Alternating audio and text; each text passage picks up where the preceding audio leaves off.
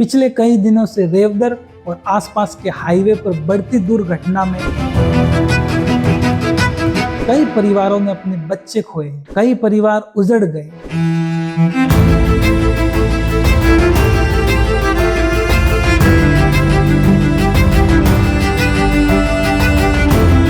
इसके बाद शुरू होता है एक जन आंदोलन, 4 लाइन हाईवे की मांग को लेकर, सुरक्षा को लेकर और रेवदर के भविष्य को लेकर।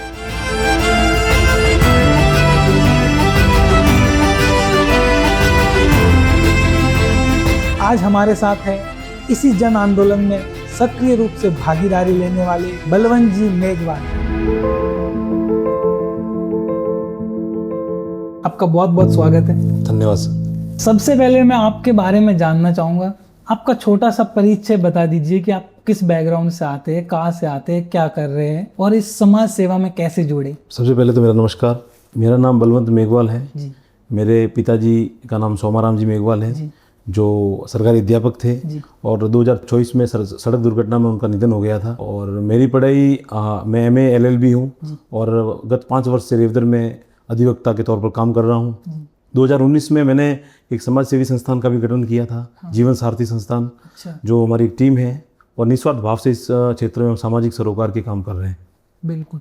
तो अभी मैं सोशल मीडिया पर देख रहा हूँ कि आपका नाम ज़्यादा ही सोशल मीडिया पर आ रहा है और आपके द्वारा किए गए आंदोलन की भी बहुत चर्चा है जी।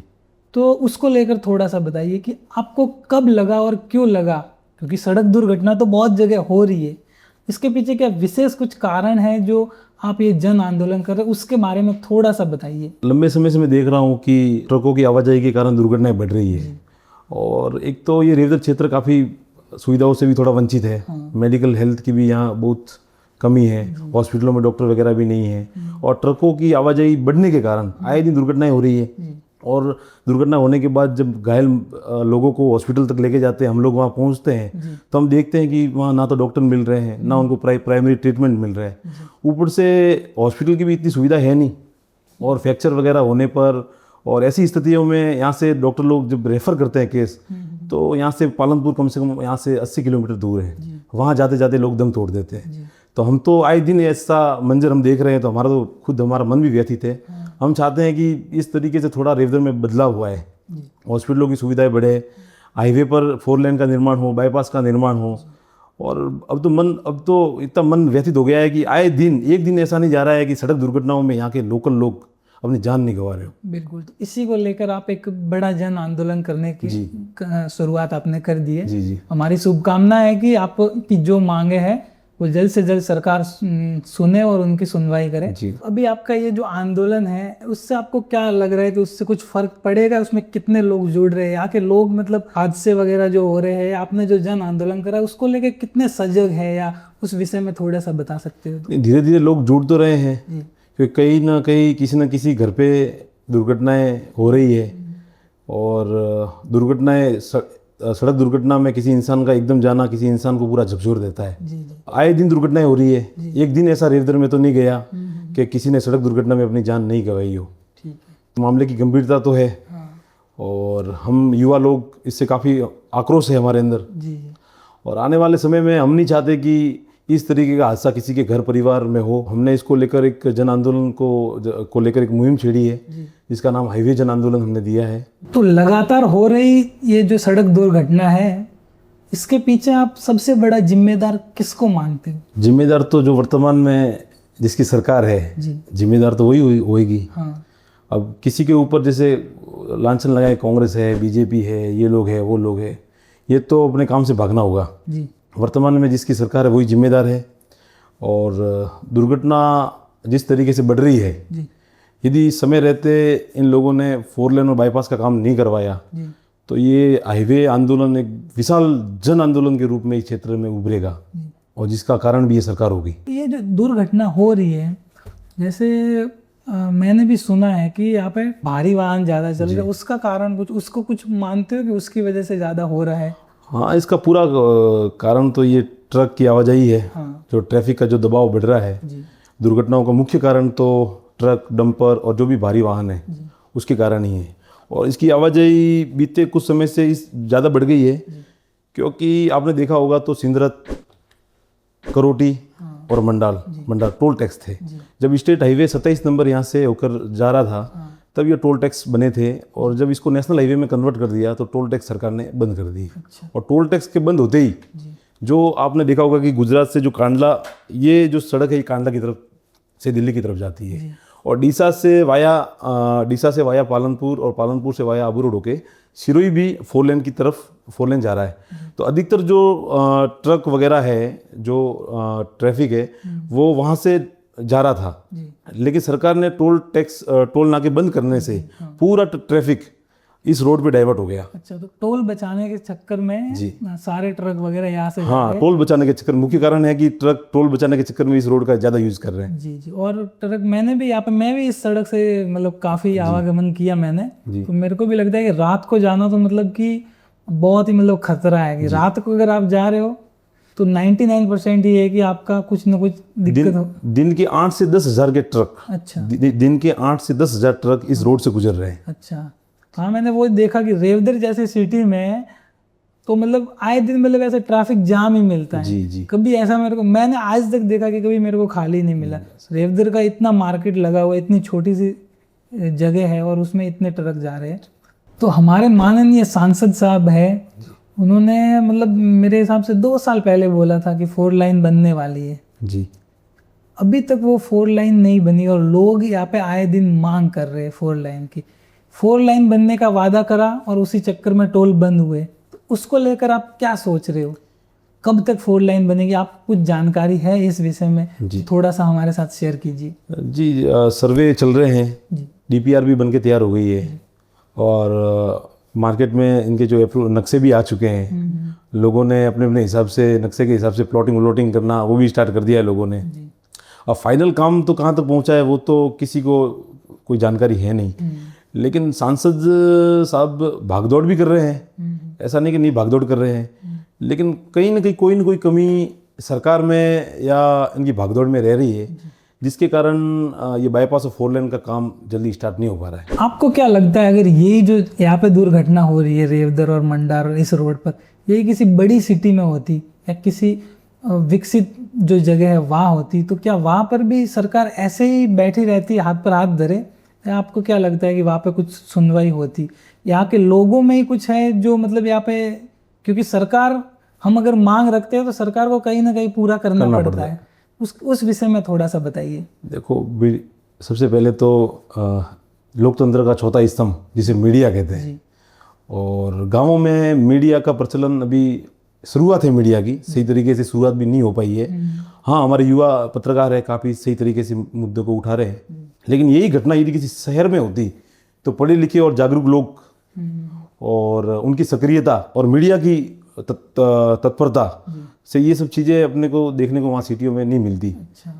मेडिकल हेल्थ की जो सुविधाएं हैं वो भी काफ़ी अच्छी है। जब हम लोग भी यहाँ से इलाज करवाने के लिए बड़े बड़े शहरों में जाते हैं तो आप समझो कि शहरों में तो किस तरीके से वहाँ के हालात बहुत अच्छे होंगे। ये जो आपका जन आंदोलन है जी, इसकी शुरुआत कहाँ से हुई? मतलब पहले कैसे विचार आया कि हमें करना चाहिए, या कौन लोग मिलके करा, उसके बारे में थोड़ा सा बताइए।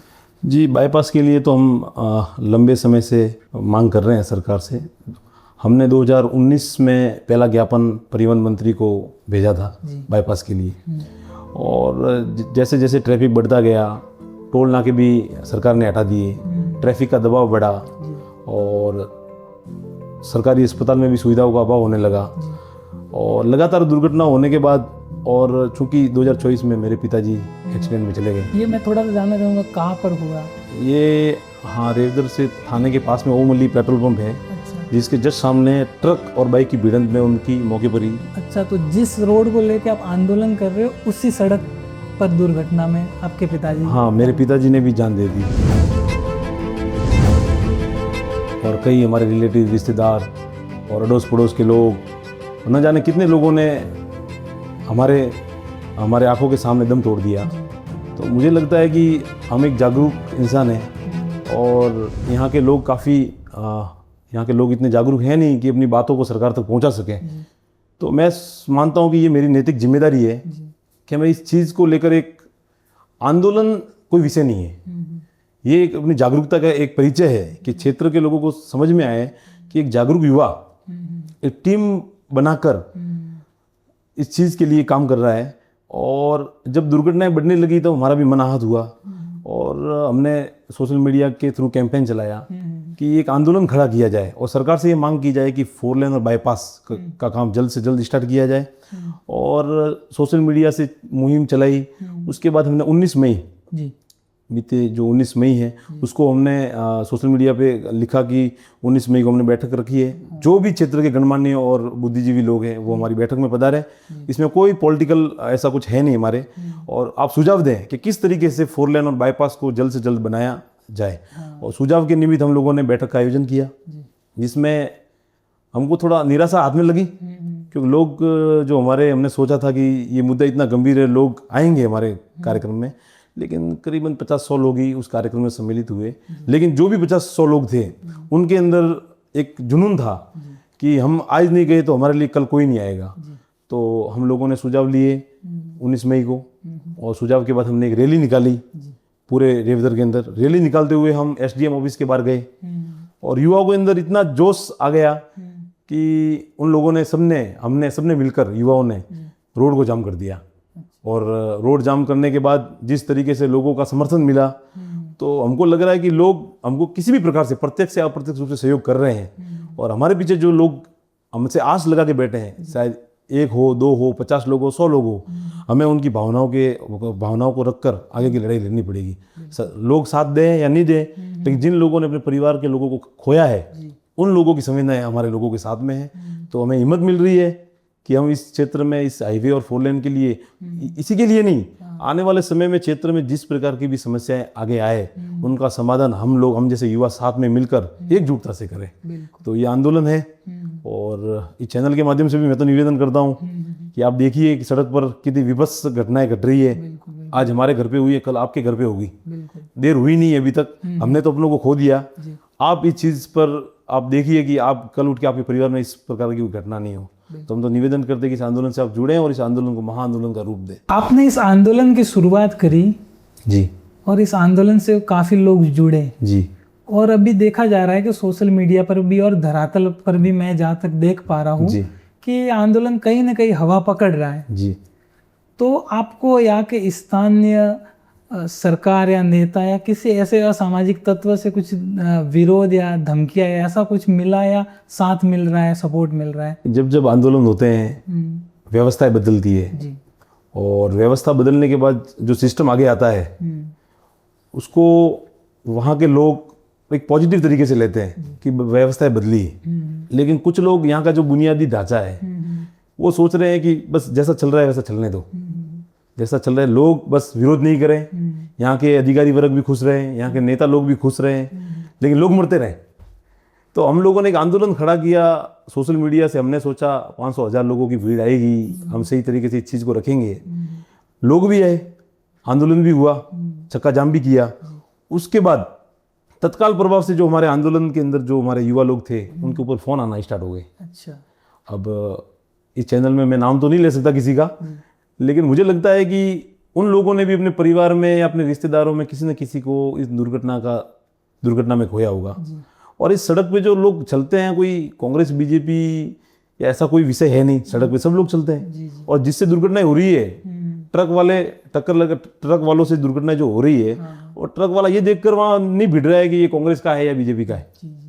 तो ये तो सबका है, ये कांग्रेस बीजेपी का नहीं है। और जो लोग इस चीज़ को लेकर नेगेटिविटी रख रहे हैं या नकारात्मकता का जो माहौल बना रहे हैं, मैं उन लोगों से निवेदन कर रहा हूँ कि आपको व्यक्तिगत मेरे से द्वेष भाव हो सकता है, मेरे से जलन हो सकती है, लेकिन मेरा विषय आपके हित का है, आपके परिवार के हित का है। इसलिए आप अपने परिवार की सुरक्षा को सुनिश्चित करने के लिए हमारे आंदोलन से जुड़े। तो मेरा तो यही निवेदन है कि इस प्रकार की जो असामाजिक तत्व है या इस तरीके के जो लोग हैं वो विरोध कर रहे हैं, तो उनसे तो मेरा निवेदन है कि हम लोगों ने तो आज इस तरीके से थोड़ा कोशिश की है कि हम लोग कुछ करें।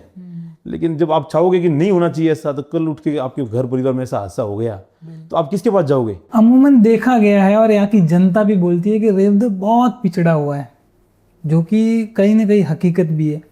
तो आपको क्या लगता है कि रेवदर के पीछे रहने का कारण क्या है? देश आज़ाद होने के बाद विकास भी हुआ है भारत में, तो रेवदर में ऐसा क्या था जो इतना पीछे रह गया? सिरोही जिले में भी रेवदर सबसे पीछे है, सिरोही भी पूरे राजस्थान में पीछे है, तो उसका कारण क्या मानते हो आप? मुख्य कारण तो है अशिक्षा जी और यहाँ के लोग का जो साक्षरता का अनुपात है काफ़ी कम है। जी यहाँ के लोग 11th-12th के बाद अधिकांश स्कूल छोड़ देते हैं और यहाँ से गुजरात कमावा पलायन कर जाते हैं और वही छोटा मोटा अपना बिजनेस या मजदूरी करते हैं। और बालिका शिक्षा का भी काफ़ी ग्राफ कम है 11th-12th के बाद। अभी तो हालांकि कॉलेज बन गई है, पहले जो आज से कॉलेज बनने से पहले सिरोही तक BA MA के लिए भी 50 किलोमीटर दूर हमको जाना पड़ता था।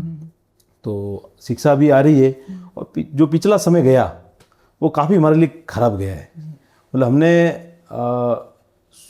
सुविधाओं से परे, हमने पूरा रेवदर सुविधाओं से परे और खूब वंचित रहा है और काफ़ी समस्याओं का सामना भी रेवदर के लोगों ने किया है। लेकिन जो आने वाला समय है, युवा लोग जागरूक हो चुके हैं और राजनीति में भी अच्छे नए लोग आ रहे हैं और यहाँ के लोगों ने अपना छोटा मोटा बिजनेस भी यहाँ स्टार्ट कर दिया है और छोटी मोटी कंपनियां भी यहाँ गई है, शोरूम वगैरह भी हो गए हैं और धीरे धीरे धीरे रेवदर की दिशा और दशा थोड़ी बदलती हमको दिखाई दे रही है। थोड़ा उसको धक्का लगाने की ज़रूरत है और अच्छे लोग आएंगे राजनीति में, अच्छा जनप्रतिनिधित्व होगा तो रेवदर का भला निश्चित तौर पे हो जाएगा, होगा। ये जो रोड की, हाईवे की समस्या तो ये तो है ही, इसके अलावा आप ये रेवदर और आसपास के क्षेत्र है, इसमें ऐसी क्या समस्याएं बेसिक देखते हो? मतलब 2026 में तो वो सुविधाएं होनी चाहिए, फिर भी रेवदर को नहीं मिल रही है, ऐसी कुछ समस्याएं हो या असुविधाएं हो तो उनके बारे में बताइए। मुख्यतः तो यहाँ एक रोडवेज डिपो का अभाव है। लोगों की यात्राएं काफ़ी दुखद तरीके से लोग यात्रा कर रहे हैं। डिपो आज से जो 25-30 साल पहले जो डिपो हुआ करता था रेवदर, हाँ, आज वो डिपो नहीं है। बिल्कुल। तो हम उल्टे चल रहे हैं। जो चीज़ होनी चाहिए थी वो पहले थी, मतलब आज खत्म हो गई। आज से जब छोगाराम जी बाकुलिया परिवहन मंत्री थे जी, तब रेवदर में डिपो था। हाँ, यहाँ का वर्कशॉप राजस्थान का बेस्ट वर्कशॉप था। अच्छा, रोडवेज का और दर्जनों बसें रेवदर से दिल्ली तक जाती थी। जी, ये बात कांग्रेस बीजेपी की नहीं है, ये तो जनता की भलाई की बातें हैं कि उस व्यक्ति ने डिपो खोला था, बसें चल रही थी और लोग दिल्ली से बैठ के भी रेवदर तक आते थे। अच्छा। किस में जाना है, तक रेवदर डिपो की बस में बैठेंगे, रेवदर तक जाएंगे दिल्ली से। अच्छा, धीरे धीरे उसको उप डिपो बनाया। उप डिपो बनाने के बाद धीरे धीरे इस डिपो को बंद कर दिया। अच्छा, आपने देखा होगा कि बस स्टैंड पे जो आपको जो बस स्टैंड की जो इमारत दिख रही है ना, वो बस स्टैंड नहीं है, अच्छा, वो एक प्रतीक्षा गृह है जिसको ग्राम पंचायत ने या भामाशाह ने अपने सहयोग से बनाया हुआ है। ये तो टिकट खिड़की के रूप में इसको संचालित कर रहे हैं, लेकिन जो डिपो है वो सेलवाड़ा रोड पे डिपो वर्कशॉप थी। तो डिपो भी बंद हो गया। अच्छा, तो डिपो भी स्टार्ट होना चाहिए। काफ़ी समस्या है लोगों को। हॉस्पिटल की सुविधा देखी जाए तो इतनी दुर्घटनाएं वगैरह हो रही है तो ट्रॉमा सेंटर नहीं है, अच्छा, ICU नहीं है। पूरे रेवदर तहसील की ये हालत है कि यहाँ ICU और ट्रॉमा सेंटर नहीं है। अच्छा, इमरजेंसी में यहाँ से केस इंजर्ड लोगों को या तो पालनपुर इमरजेंसी में जो 80 किलोमीटर है यहाँ से, वहाँ लेके जाना पड़ता है, या अबरोड लेके जाना पड़ता है, या यहाँ से डॉक्टर सिरोही रेफर करते हैं। सिरोही में भी किसी भी प्रकार की कोई सुविधा नहीं है, सिरोही से उदयपुर रेफर करते हैं, गवर्नमेंट टू गवर्नमेंट रेफर होता है। यदि परिजन उनको पालनपुर तक लेके भी जाए तो बहुत बड़ा बिल बनता है। बिल्कुल। और काफ़ी लोगों का उसमें, एम्बुलेंस वालों का उनमें एक बहुत बड़ा कमीशन भी काम करता है। तो इंसान रोड पे भी मरता है, हॉस्पिटल में भी मरता है। तो यहाँ सुविधाएं भी होनी चाहिए, ICU होना चाहिए, ट्रॉमा सेंटर होना चाहिए, डॉक्टर पर्याप्त मात्रा में होने चाहिए। ये नहीं कि रेवदर जैसा एक बड़ा CSC है, सामुदायिक स्वास्थ्य केंद्र, और 1-2 डॉक्टर यहाँ सेवा दे रहे हैं। दिन की 300, 400 लोगों की OPD होती है। अच्छा, उसमें सिंगल डॉक्टर, कभी 1 डॉक्टर तो कभी 2 डॉक्टर, कभी 3 डॉक्टर तो कभी 2 डॉक्टर। आज तक डॉक्टरों के कभी पद नहीं भरे गए। अच्छा, जब से CSC रेवदर हॉस्पिटल बना है और आज तक, हॉस्पिटल बनने के आज तक कभी पूरे डॉक्टर नहीं रेवदर में लगे। और लोगों को समस्या उठानी ही पड़ रही है। वो तो ICU नहीं है। ब्लड बैंक, सिरोही जिले में एक सिरोही में ब्लड बैंक है और एक आबू रोड में ग्लोबल का ब्लड बैंक है। तो ग्लोबल ब्लड बैंक से सुविधाएं पूरी जनता, यहाँ के क्षेत्रवासी, जैसे डिलीवरी वगैरह या एक्सीडेंट केस में जैसे ब्लडिंग वगैरह ऐसी कोई कंप्लेंट आए तो आबू रोड का एक प्राइवेट ब्लड बैंक वो सुविधाएं दे रहा है। अच्छा, ना कि सरकार ने ऐसी कोई व्यवस्था लोगों के स्वास्थ्य के लिए की है। तो हम तो चाहते हैं कि मेडिकल हेल्थ का अच्छी सुविधाएं मिले, डॉक्टर मिले। दूसरी चीज़, यहाँ का किसान वर्ग, यह कृषि, थोड़ा किसान वर्ग यहाँ ज़्यादा है, तो कृषि मंडी, एक कृषि मंडी भी होनी चाहिए यहाँ पे। तो सरकार ने तो, कांग्रेस हो या बीजेपी हो, उन्होंने कोशिशें की, लेकिन जो सब कृषि मंडी होनी चाहिए थी उसका वो मूल अस्तित्व, एक मूल इमारत, एक सिस्टम अभी तक लागू हुआ नहीं है। अच्छा। लैंड अलॉटमेंट हुआ है कृषि मंडी का, बस लैंड अलॉटमेंट तक सीमित है। अभी तक किसी भी प्रकार का कृषि भवन यहाँ नहीं बना। अच्छा। और जैसे ग्रामीण इलाकों में बिजली, अभी तक 24 घंटे बिजली आनी चाहिए थी, अभी भी बिजली शहरों में भी, यहाँ तक कि जो टाउन है, रेवदर है, बड़े बड़े जो क्षेत्र है, वहाँ भी बिजली पर्याप्त 24 घंटे नहीं आ रही है। गाँवों की हालत काफ़ी खराब है। और गाँवों में परिवहन के लिए जो ग्रामीण बस सेवा परिवहन है वो भी है नहीं। अच्छा। ठीक है, एक दो बस अभी सरकार ने शायद स्टार्ट किया है, पहले तो स्टार्ट थी ये व्यवस्था, बीच में वापस किसी कारण से बंद कर दी, इस सरकार ने वापस इसको स्टार्ट किया है। लेकिन गांव के लोगों तक अभी तक परिवहन की कनेक्टिविटी भी पर्याप्त सही तरीके से नहीं हो पाई। तो परिवहन का हो गया, किसान कृषि मंडी नहीं है, और आईसीयू ट्रॉमा सेंटर नहीं है, हॉस्पिटल सही तरीके से यहाँ चल नहीं रहे हैं, और हाईवे का तो आप देख ही रहे हो, लोग रोज मर रहे हैं, और स्कूलों में टीचर लोग नहीं है, कॉलेजों में पूरा स्टाफ नहीं है, कॉलेज में भी विद्या संबल योजना से लगे हुए हैं। तो कहीं ना कहीं बच्चों को थोड़ा नुकसान इस कॉलेज में उठाना पड़ रहा है, यहाँ के लोगों को हॉस्पिटल में उठाना पड़ रहा है। तो काफ़ी आर्थिक रूप से भी लोग कमज़ोर हैं यहाँ। और यदि हॉस्पिटलों के चक्कर में यदि पालनपुर और वहाँ चले जाएँ तो बेचारे उन लोगों का भी काफ़ी नुकसान हो रहा है। ये चीज़ें सरकार ये तो भी तो प्राइमरी चीज़ें हैं। ऐसा नहीं है कि ये चीज़ें, इन चीज़ों के बाद जो काम होता है उनकी बात होनी चाहिए, लेकिन हम तो वहीं आके अटके हैं आज भी। ये जो रेवदर क्षेत्र है, यहाँ पे मतलब किसी परिवार का बेटा घर से निकला सुबह और फिर उसकी यही खबर आती है कि किसी दुर्घटना में वो मारा गया है या ऐसी है, तो उसको लेकर आपके मन में क्या विचार आता है कि उसका परिवार उसको कैसे झेलता है? देखिए, माँ बाप के लिए एक बेटे का जाना एक ऐसी क्षति होती है जिसकी जीवन में कभी भरपाई नहीं होती। अंगुली पकड़कर उस बच्चे को चलाते हैं माँ बाप, और एक जवान बेटा, उस जवान होने में उसमें माँ बाप का उनका कितना त्याग होता है। और इस तरीके से अकस्मात कोई बेटा एक रीढ़ की हड्डी परिवार की चली जाए तो उसकी कभी भरपाई नहीं होती। और देखिए, मजदूर वर्ग यहाँ काफ़ी है, किसान लोग हैं, और आज भी हम गए थे आदिवासी समाज के परिवार में बैठने गए थे, काफ़ी दुर्गम जगह पे हैं, हम थोड़ा पैदल भी चले थे। वहाँ जाकर देखा तो कच्चा सा घर है, परिवार में पूछा कि भाई उनके फादर कहाँ हैं, जिनकी डेथ हुई थी बच्चे की भी, उनके फादर कहाँ है, तो बोले फादर का भी एक्सीडेंट में उनकी भी डेथ हो चुकी थी। अच्छा। तो मैंने घर में कमाने वाला, तो एक घर में कमाने वाला कोई नहीं है, बच्चे तो हाँ छोटे छोटे बच्चे हैं। तो थोड़ा मन में व्यथित होता है कि ये एक परिवार नहीं है, ऐसे कई परिवारों की हालत है, क्योंकि लगातार दुर्घटनाएं हो रही है, लगातार कोई न कोई भाई अपने से बीच उठ कर जा रहा है। तो ये एक ऐसी क्षति है जिसकी कभी भरपाई नहीं होती, और लोगों की हालत भी यहाँ काफ़ी ख़राब है, आर्थिक रूप से लोग काफ़ी कमज़ोर है। और बेटा जब यहाँ से कमाने के लिए बाहर जाता है और उसका एक्सीडेंट हो जाए, उसकी डेथ हो जाए, और माँ बाप को जब ये सूचना मिले कि उनका बेटा आज इस दुनिया में नहीं रहा, तो मुझे लगता है इससे बड़ा कोई दर्द एक माँ बाप के लिए बेटे के उनके सामने जाना दर्द बहुत थोड़ा भयावह है। बिल्कुल। तो इस चीज़ की तो मैं थोड़ा व्याख्या करने में भी थोड़ा हाँ, बिल्कुल सही बात है। जैसे आज आप बता रहे हो कि आप गए थे क्षेत्र में जो जिन परिवारों की ये ऐसे दुर्घटना में हुआ है, तो कुछ मतलब आप गए थे तो कोई ऐसा किस्सा जो मतलब जो अंदर से बिल्कुल झकझोर दे आपको कि ऐसा कुछ इनके परिवार में मतलब कि उस एक्सीडेंट के बाद में पूरा जीवन ही बदल गया हो, ऐसा कुछ हो तो?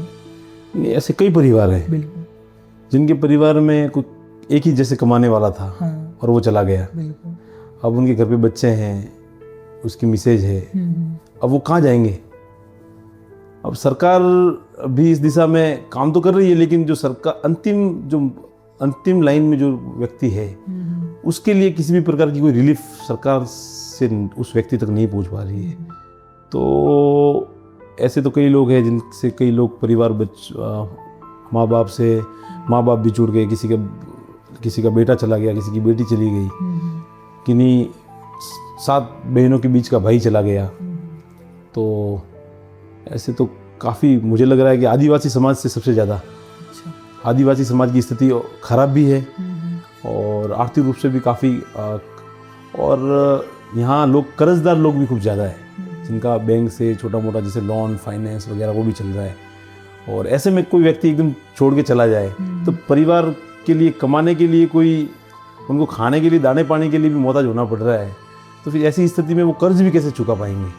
तो काफ़ी समस्या लोगों के बीच में आ रही है। मैं एज एडवोकेट भी हूँ, तो ऐसे कई लोग भी मेरे पास आते हैं कि अब वो उनकी डेथ हो गई है, उनका लोन बकाया है, वो कैसे करेंगे, क्या करेंगे। तो बैंक और बैंक वालों की भी पॉलिसियाँ होती है कि वो आदमी के जाने के बाद उसको वो नहीं NOC नहीं दे पाते, वो आपको तो भरना पड़ेगा। उसके लिए हम क्या कर सकते हैं, सरकार की भी पॉलिसी ऐसी है। अब ठीक है, मनरेगा का कोई कार्य हो गया कि नरेगा में परिवार चला जाए। अब छोटे बच्चे हैं तो उनके एजुकेशन के लिए आप क्या करोगे। सरकारी विद्यालय में अध्यापक नहीं है, अब पोषाहार के भरोसे बच्चे वहाँ जा रहे हैं, खा रहे हैं, पढ़ रहे हैं, तो उनका तो जीवन एक संघर्ष है। मुझे लगता है कि दुर्घटनाओं के बाद जो परिवार की स्थिति हो रही है वो बहुत दयनीय है। अच्छा। तो यहाँ मुख्य कारण, या हाईवे पर हो रही दुर्घटना एक बहुत बड़ा मुख्य कारण है, जिससे परिवार खत्म हो गए। रेवदर के युवाओं को या रेवदर के आसपास के क्षेत्र के जो युवा है उनको आप क्या संदेश देना चाहोगे? रेवदर के युवाओं को रेवदर का भविष्य बदलने में कैसे आगे आना होगा, या फिर आप जो जन आंदोलन कर रहे हो उसमें लोगों को क्यों जुड़ना चाहिए, युवाओं को खासकर क्यों जुड़ना चाहिए? आप युवाओं को कुछ संदेश देना चाहो तो आप उस कैमरे में देख के बोल सकते हो। रेवदर के युवा लोगों को मैं यही संदेश देना चाहता हूँ कि किसी भी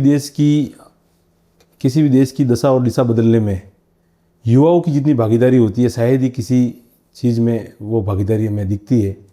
तो सकारात्मकता रखते हुए और सामाजिक सरोकारों के काम में आगे बढ़ते हुए समस्या के समाधान के लिए सही दिशा में अपनी ऊर्जा खर्च करें, और युवा खासकर नशे की प्रवृत्ति से दूर रहें, अपने कैरियर पर ध्यान रखें, और अपना जो भी फील्ड है उस फील्ड में अपना 100% दें, और जो भी क्षेत्र की समस्याएं हैं उन समस्याओं को खुलकर समाधान खोजने का प्रयास करें। सभी युवाओं से खासकर मेरा निवेदन है कि बढ़ती दुर्घटनाओं से यहाँ के लोग लगातार अपनी जान गंवा रहे हैं। तो युवा शक्ति से मेरा आग्रह है कि हम युवाओं ने जो आंदोलन, इस सड़क दुर्घटनाओं को रोकने के लिए जो आंदोलन खड़ा किया है, उस आंदोलन से जुड़िए। यदि युवा शक्ति इस आंदोलन से नहीं जुड़ेगी तो निश्चित रूप से इस आंदोलन का किसी भी प्रकार का कोई महत्व नहीं रहेगा, और युवा शक्ति तन मन धन से हमारे साथ खड़ी होगी तो निश्चित रूप से ये सरकार 4 लेन और बाईपास बनाएगी और इसके लिए काम स्टार्ट कर देगी। तो बहुत लोग ये भी बोल रहे हैं कि जो आप आंदोलन कर रहे हो इसको आप राजनीतिक मुद्दा बनाना चाहते हो और हाईलाइट होना चाहते हो। अच्छा, ऐसा भी सुनने में आ रहा है। अच्छा, तो उसको लेकर आपका क्या विचार है? क्या आपका ये जन आंदोलन एक राजनीतिक मोड़ लेके खड़ा हो जाएगा, या फिर आप इसको समाज सेवा मान रहे हो, किसी पार्टी के खिलाफ हो या किसी पार्टी के लिए सपोर्ट के लिए आप कर रहे हो? अमूमन यही देखा जाता है कि आंदोलन होते हैं वो किसी पार्टी के खिलाफ होते हैं या किसी पार्टी के समर्थन में होते हैं। तो उसको लेकर आप क्या बोलना चाहोगे? देखिए, सामाजिक सरोकार को लेकर मैं 2019 से तो एक NGO भी चला रहा हूँ, और NGO के काम से मुझे लगता है रेवदर का हर व्यक्ति वाकिफ होगा। उससे पहले 2015-16 में शहीद चतराराम जी को जिनकी मूर्ति खंडित थी, जब मैं शायद 2nd ईयर 3rd ईयर का स्टूडेंट था, तो मुझे नहीं लगता था कि मैं पॉलिटिकल तरीके से NGO बनाऊंगा और इस तरीके से आंदोलन में भाग लूंगा या लोगों के लिए काम करूंगा। मेरा भी कैरियर है। तो उस समय भी हम लोगों ने काफ़ी मेहनत की थी और शहीद को सम्मान दिलाया। उसके बाद काफ़ी छोटे बड़े मुद्दों पर हम लोगों ने काम किया। तो और इतनी दुर्घटनाएं हो रही है तो ये मुद्दा कोई राजनीतिक मुद्दा कैसे होगा? दुर्घटनाएं हो रही है, लोग मर रहे हैं और लगातार लोग मर रहे हैं। मेरे फादर ने भी इस सड़क पर जान दे दी, तो मेरे से ज़्यादा इस विषय को समझने वाला कोई गंभीर व्यक्ति नहीं होगा। चूँकि मैं एक सामाजिक सरोकार को लेकर आगे बढ़ रहा हूँ, समाज से भी टैग लगाकर चलता हूँ, तो कोई ये विषय कोई राजनीति से प्रेरित नहीं हो सकता। और मुझे लगता है जो इस वीडियो को देख रहे हैं, निश्चित रूप से मैं उन लोगों को कहना चाहता हूँ क्या जिनके घर में कोई दुर्घटनाएं हुई है और वो मुझे देख रहे हैं कि ये व्यक्ति सभी लोगों को साथ में लेकर हाईवे की मांग कर रहा है, तो मुझे लगता है वो लोग मुझे ये नहीं कहेंगे कभी कि ये व्यक्ति राजनीति से प्रेरित होगा, क्योंकि दुख मैं उनके साथ दुख बांट रहा हूँ और वो लोग मेरे साथ दुख बांट रहे हैं। कहने वाले लोग कहते रहेंगे कि राजनीति का मुद्दा होगा। हाँ, राजनीति का यदि मुद्दा है तो नेता कहाँ चले गए? मुद्दे तो उनको जरूरत है, मेरे को क्या जरूरत है मुद्दों की? भाई आए दिन धरना वरना हुआ करना तो उनका काम है। कहाँ चले गए? सरकार कहाँ चली गई? सरकार के लोग कहाँ चले गए? विपक्ष में बैठे लोग कहाँ चले गए? आए दिन उड़दंग करने वाले लोग कहाँ चले गए? क्या इस मुद्दे को पकड़ने वाला कोई, मैंने कोई इसकी ठेकेदारी नहीं ली है। मैं एक सजग नागरिक हूँ इस रेवदर का। आए दिन दुर्घटनाएं देख रहा हूँ, आए दिन लोगों के लिए ब्लड की व्यवस्था करवाता हूँ, आए दिन दुर्घटनाग्रस्त लोगों को हायर सेंटर रेफर करवाता हूँ, उनके परिजनों से कांटेक्ट करवाता हूँ, आए दिन मैं आपको हॉस्पिटल में मिलूंगा। तो क्या ये राजनीति से प्रेरित है? क्या मुझे कोई पुश कर रहा है कि आप जाओ? कौन आता है? कोई नहीं आता। जिसके मन में भावनाएं होती है कि कुछ करना है लोगों के लिए। तो मैं, चूँकि मेरे भाई साहब बीजेपी से हैं और मेरी आइडियोलॉजी एक न्यूट्रल, कांग्रेस हो या बीजेपी हो, मेरा किसी से कोई व्यक्तिगत कोई विवाद नहीं है। सभी पार्टियां अपनी जगह पे अच्छी है, सभी पार्टियां लोगों के वोट लेकर सत्ता में आती है, लोगों के काम करती है। काम नहीं करेगी तो घर जाएगी, पक्ष बदलेगा, विपक्ष बदलेगा, लेकिन ये मुद्दा तो कांग्रेस और बीजेपी दोनों का है। और मुझे लगता है इस मुद्दे पर दोनों एक राय हो जाओ, दोनों एक राय हो जाओ और हमको सपोर्ट करो। यदि आप नहीं कर सकते तो हमको इंटरनल सपोर्ट करो कि आप जो कर रहे हो वो सही है। हम पार्टी के पक्ष में हम नहीं बोल सकते, आप तो करो। तो हमारे अंदर तो वो पॉजिटिव एनर्जी है। आज 50-100 लोगों की टीम लेकर हम आंदोलन खड़ा कर रहे हैं, मजाक थोड़ी है। हमको भी लोग देख रहे हैं कि यार ये क्या कर रहे हैं, 4 लोग ये चले गए, ये फोटो खिंचवा दी, नहीं क्या आंदोलन होता है ऐसा। लेकिन लोगों ने आंदोलन देखे कहाँ है? इधर के लोगों ने कि आंदोलन होता क्या है। हम लोगों ने तो चिंगारी लगाई है कि आप लोग हमारे साथ आ जाओ, जो काम 5 साल बाद होना है वो आज 1-2 साल में हो जाएगा। यदि आप हमारे से नहीं जुड़े तो ऐसी ही दुर्घटनाएं होती रहेगी, ऐसे ही लोग मरते रहेंगे, ऐसे ही आप विलाप करते रहना, और ऐसे ही नेता लोग आपके मौत पे बैठने आ जाएंगे, और ये सब ऐसी ही राजनीति चलती रहेगी। तो राजनीति का मुद्दा नहीं है, ये लोगों का मुद्दा है, लोगों के जीवन से जुड़ा हुआ बहुत गंभीर मुद्दा है। बिल्कुल। तो लोगों को तो जुड़ना चाहिए, आगे आना चाहिए। ये जो आपने बताया ये बात सही है। मैंने भी काफ़ी सुना कि लोगों के मौत पे बैठने आने का रिवाज रेवदर में काफ़ी सालों से चल रहा है। और यहाँ पे देखा जाता है कि अमूमन नेता लोग की शादी हो, कुछ फंक्शन हो या कोई मर जाए जी, उसके मौत पे बैठने आ जाते हैं। बाकी काम तो भले ही हो या ना हो। सामाजिक परंपरा भी ये कहती है कि दुख में, सुख में जाओ या मत जाओ, दुख में जरूर जाना चाहिए। तो जो भी परिचित है, रिश्तेदार है, सगे संबंधी है, या अपने पार्टी के वर्कर है, या जो अपन उन लोगों को जैसे जानते हैं, या किसी के साथ ऐसी कोई घटना हुई है, तो दुख में जाना तो एक सामाजिक परंपरा है। लेकिन उस सामाजिक परंपरा को एक राजनीति करने का हिस्सा बना दिया कुछ लोगों ने। हम भी जाते हैं, आप भी जाते हो, कौन नहीं जाता। हर एक सामाजिक प्राणी समाज में हर व्यक्ति के सुख दुख का भागीदार बनता है। लेकिन इस रिवाज को एक राजनीतिक रिवाज बनाना काफी हद तक गलत है। और लोग भी, यहाँ के लोगों को सवाल पूछना नहीं आता। यदि ऐसी किसी विभत्स घटना के अंदर जिसका इलाज के दौरान जिसकी डेथ हो गई हो, या जिसको पालनपुर रेफर करके जिसका 10-20 लाख बिल बना हो, उसके बाद उसकी डेथ हो गई हो, और ऐसी घटनाओं के बाद यदि कोई यहाँ नेता उनके घर बैठने आता है और 2 मिनट बैठ के चला जाता है, तो मुझे लग रहा है यदि लोग सवाल नहीं पूछेंगे तो ये रिवाज ऐसे ही चलता रहेगा। तो लोगों को थोड़ा सवाल भी पूछना पड़ेगा। आपको क्या लगता है कि रेवदर की जनता को कब तक ये हाईवे हो या बहुत सारी जो असुविधा है कब तक झेलना पड़ेगा? कब तक सरकार इन पर विचार करेगी? क्या अपने यूँ से LIC कराओ ना हालो, ये अभी तक तो यही है सब। बीमा करवाओ, कुछ हो जाए तो फिर उसका क्लेम उठा लो और घर परिवार चलाओ, बस यही है। तो आप कब तक इसका मतलब आपको लगता है कि होगा? देखो, सरकार में बैठे हुए लोग या विपक्ष में बैठे हुए लोग जब तक लोगों की सुरक्षा के लिए कड़े कदम नहीं उठाएंगे, जब तक वो अपनी नैतिक जिम्मेदारी नहीं समझेंगे, तब तक ये सिलसिला ऐसे ही चलता रहेगा। रेवदर विधानसभा में पूर्व में जो MLA थे जगसी राम जी कोहली, उन्होंने आई थिंक 20 साल रेवदर में वो जीतते रहे और 20 साल उनको काम करने का मौका मिला और उन्होंने काम भी करा। और इस बार जो मोतीराम जी कोहली है, उनके 2-3-4 साल जो भी हुए वो उन्होंने भी काफ़ी काम किए। तो आप एक सजग नागरिक के नज़रिए से देखें तो आपको उन दोनों में से किसका काम अच्छा लगता है? मतलब जगसी राम जी रो कौन बढ़िया है या मोतीराम जी रो, उस पर थोड़ा सा बताइए। देखिए, मोतीराम जी का कार्यकाल अभी बाकी है, तो उनका रिपोर्ट कार्ड तो भी उनका समय एक बार हो जाए, कार्यकाल जनता दे देगी। और मैं किसी का कोई रिपोर्ट कार्ड देने वाला कोई आधिकारिक व्यक्ति हूँ नहीं। और 20 साल रहे थे जगसी राम जी के, तो उनका रिपोर्ट कार्ड तो आ गया, वो आपके सामने भी है। अब किसमें कितने नंबर इनको मिले थे तो आपको पता है कम नंबर मिले होंगे, इसलिए मोतीराम जी को ज़्यादा नंबर मिले। अब मोतीराम जी लोगों की भावनाओं को किस प्रकार से, भावनाओं को लेकर क्षेत्र के विकास के लिए काम करेंगे। अब पक्ष विपक्ष की बातें नहीं होनी चाहिए, एक दूसरे के ऊपर आरोप प्रत्यारोप नहीं होने चाहिए। राजनीति है, ऐसे ही चलता रहेगा, लेकिन क्षेत्र के विकास के लिए आप दोनों व्यक्ति प्रतिबद्ध रहें। क्षेत्र की समस्याओं को लेकर आप दोनों से जितना भी बने आप लोगों के लिए काम करें। मौका है, आपको मौका 20 साल जनता ने दिया, बहुत बड़ी बात है।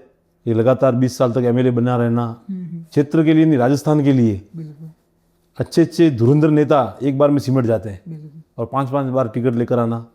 चलो अच्छी बात है कि जगसीराम जी 20 साल एमएलए रहे, कामकाज से जनता खुश रही या नहीं रही, हमारे जैसे लोग तो बिल्कुल नहीं रहे। और बात रही मोतीराम जी की, 2 साल हुए हैं, देखो सड़कों पर कितना उतरेंगे। ऐसे तो कहते हैं कि मैं विपक्ष में हूँ, सरकार मेरी नहीं है, तो हम उनके साथ में हैं। यदि कोई असल मायनों में कोई क्षेत्र की धरातल पर कोई समस्या है और ये हमारे साथ में आकर लड़ते हैं तो उनका स्वागत है। लेकिन लड़ने जैसा भी कोई इनका कोई इरादा धरातल पर दिखा नहीं दिखा। ठीक है, रैलियाँ, शोभा यात्रा आयोजन, वो तो उनका भी दिखता है कि एमएलए है, चले, वो तो उनका व्यक्तिगत है कि अभी एमएलए। लेकिन क्षेत्र के मुद्दों पर, ज्वलंत मुद्दों पर, गंभीर समस्याओं पर उनकी उपस्थिति 5 साल में विपक्ष में रहते हुए कितनी रहती है, वो भी हम देख रहे हैं। बाकी जो रिपोर्ट कार्ड 5 बार रहे जगसीराम जी को मिला, 5वीं बार तो मोतीराम जी को भी मिलेगा। तो समय बड़ा बलवान है, इंतजार दोनों को समय के भरोसे छोड़ दिया। जाते जाते रेवदर की जनता या फिर यहाँ के लोकल नेता या राजस्थान सरकार या इस आपकी मुहिम को जो जो सपोर्ट कर सकते हैं, उन सबको आप क्या संदेश देना चाहोगे? आप उस कैमरे में देख के एक बार आप अपने विचार बता सकते हो। जो युवा इस हाईवे को 4 लेन और बाईपास बनाने की मांग कर रहे हैं, वो मुद्दा किसी एक व्यक्ति विशेष का मुद्दा नहीं है, ना किसी राजनीतिक पार्टी कांग्रेस या बीजेपी का नहीं है। यह मुद्दा तमाम उन लोगों का है जिन लोगों के परिवारों की सुरक्षा करने की नैतिक जिम्मेदारी ली है, चाहे एमएलए हो, चाहे एमपी हो, चाहे पूर्व एमएलए हो, एमपी हो, राजनीतिक पार्टी से जुड़े हुए लोग हो। यह सभी का सामूहिक मुद्दा है, क्योंकि सभी लोग इस सड़क से गुजरते हैं, सभी के परिवार के लोग इस सड़क से गुजरते हैं। न जाने कौन कब हादसे का शिकार हो जाए, तो सभी इस मामले को गंभीरता से लें। चाहे लुम्बाराम जी हो, नीरज डांगी जी हो, सेम लोढ़ा जी हो, जगसीराम जी हो, मोतीराम जी हो, समाराम जी हो, चाहे तमाम कोई भी ऐसा नेता जो राजनीतिक पार्टी से जुड़ा हुआ हो, मेरा तो सबसे हाथ जोड़कर निवेदन है कि सभी अपने मतभेद भुलाकर क्षेत्र की सुरक्षा के लिए, क्षेत्र के लोगों के परिवारों की सुरक्षा के लिए, उन लोगों के हालात देख लो आप जिन लोगों के परिवार के सदस्यों ने इस सड़क दुर्घटना में अपनी जान गंवाई है। तो मैं तो सबसे यही निवेदन करता हूँ कि सभी एक हो जाइए। यह किसी पार्टी पॉलिटिक्स का मुद्दा नहीं है, ना आप इस मुद्दे को किसी पार्टी पॉलिटिक्स के तौर पर देखिए, क्योंकि आपकी सरकार है, आप समझोगे कि ये विपक्ष के लोग मुद्दे में हैं या विपक्ष के लोग करवा रहे हैं। तो हमारा मुद्दा कोई राजनीति से प्रेरित मुद्दा नहीं है, यह सभी लोगों का सामूहिक मुद्दा है। तो सभी नेताओं से, सभी राजनीतिक पार्टियों से, सभी बुद्धिजीवियों से, सभी स्थानीय निवासियों से, सभी नागरिकों से मेरा निवेदन है कि इस मुद्दे से जुड़ें, अपनी भागीदारी निभाएं और जहाँ तक अपनी बात पहुँचा सकते हो, जहाँ तक आपके अंदर दम है, जहाँ आपकी होशियारी चलती है, वहाँ तक इस मुद्दे की गंभीरता को लेकर जाएं, सभी एक हो जाएं। सभी राजनीतिक पार्टी, वापस भी कहना चाहूँगा कि कांग्रेस बीजेपी का मुद्दा नहीं है, यह आम लोगों के जीवन से जुड़ा हुआ मुद्दा है। इसलिए सभी एक हो जाएं और 4 लेन और बाईपास की जो मांग है, जो लंबे समय से मांग चल रही है, उस मांग को पूरी करते हुए बाईपास और 4 लेन निर्माण के कार्य को शुरू करवाएं और लोगों को राहत दें। यदि आप इस तरीके का काम लोगों के लिए करोगे तो आने वाले समय में लोग आपको दुआ देंगे। धन्यवाद। अभी हमारी जो बातचीत हुई है वो आपको कैसी लगी? जेन्युइन आपको कैसी लगी? अच्छी लगी, बुरी लगी? आपका एक्सपीरियंस कैसा है मेरे साथ बातचीत करके, अपनी बात जनता तक पहुंचाते हुए? आपका जो भी एक्सपीरियंस है, अच्छा हो बुरा हो, वो आप उस कैमरे में देख के बता सकते हो। और साथ ही में आपको बोलना है, हमारे चैनल को लाइक करने के लिए, इंस्टाग्राम को फॉलो करने के लिए भी आप बोल सकते हो। हम पॉडकास्ट तो सोशल मीडिया पे अधिकतर लोगों के पॉडकास्ट हम देखते रहते हैं, हमको उससे मोटिवेशन भी मिलता है लोगों के विचार भी आदान प्रदान होते हैं। लेकिन इस क्षेत्र में, रेवदर क्षेत्र में, इस तरीके के पॉडकास्ट शायद न के बराबर देखने को अपने को मिल रहे थे। आज पहली दफ़ा हमको भी एक प्रकार का सुखद अनुभव हुआ है कि भाई साहब ने आज क्षेत्र की इस गंभीर समस्याओं को लेकर पॉडकास्ट लिया, और भाई साहब खुद इस विषय को लेकर इतने गंभीर हैं कि इन्होंने इस विषय की गंभीरता को समझते हुए कि ये मुद्दा लोगों तक जाना चाहिए, जनहित का मुद्दा है, तो उनको मैं पूरे क्षेत्रवासियों और जो भी युवा हमारे से जुड़े हुए हैं उनकी तरफ से उनको धन्यवाद देता हूँ। और आप सभी से निवेदन करता हूँ कि धीरू राजपूत नाम से भाई साहब का पॉडकास्ट चैनल है यूट्यूब पे, उस चैनल को सब्सक्राइब करें, इंस्टाग्राम पे फॉलो करें और अधिक से अधिक वीडियो को शेयर करें। धन्यवाद।